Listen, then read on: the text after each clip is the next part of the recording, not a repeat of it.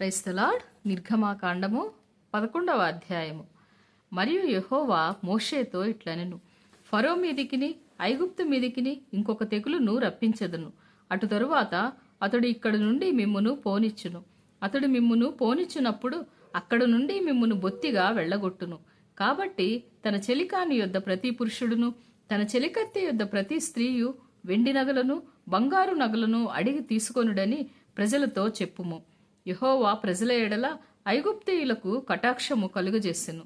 అదీగాక ఐగుప్తు దేశంలో మోషే అను మనుష్యుడు ఫరో సేవకుల దృష్టికిని ప్రజల దృష్టికిని మిక్కిలి గొప్పవాడాయెను.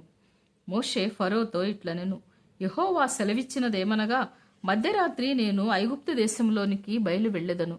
అప్పుడు సింహాసనము మీద కూర్చున్న ఫరో తొలిపిల్ల మొదలుకొని తిరగలి విసురుదాని తొలిపిల్ల వరకు ఐగుప్తు దేశమందలి తొలిపిల్లలందరూ చచ్చెదరు. జంతువులలోనూ తొలిపిల్లలన్నీయు చచ్చును. అప్పుడు ఐగుప్తు దేశమంద అంతటా మహాఘోష పుట్టును. అట్టి ఘోష అంతకు ముందు పుట్టలేదు, అట్టిది ఇక మీదట పుట్టదు. యెహోవా ఐగుప్తీయులను ఇశ్రాయేలీలను వేరుపరచునని మీకు తెలియబడినట్లు మనుష్యుల మీద గాని జంతువుల మీద గాని ఇశ్రాయేలీలలో ఎవరి మీదనైనను ఒక కుక్కయు తన నాలుక ఆడించదు. అప్పుడు నీ సేవకులైన వీరందరూ నా యుద్ధకు వచ్చి నాకు నమస్కారం చేసి, నీవును నిన్ను ఆశ్రయించియున్న ఈ ప్రజలందరూ బయలు వెళ్ళుడని చెప్పుదురు. ఆ తరువాత నేను వెళ్ళుదునెను. మోషే అలాగు చెప్పి ఫరో యొద్ద నుండి అత్యాగ్రహముతో వెళ్ళిపోయెను.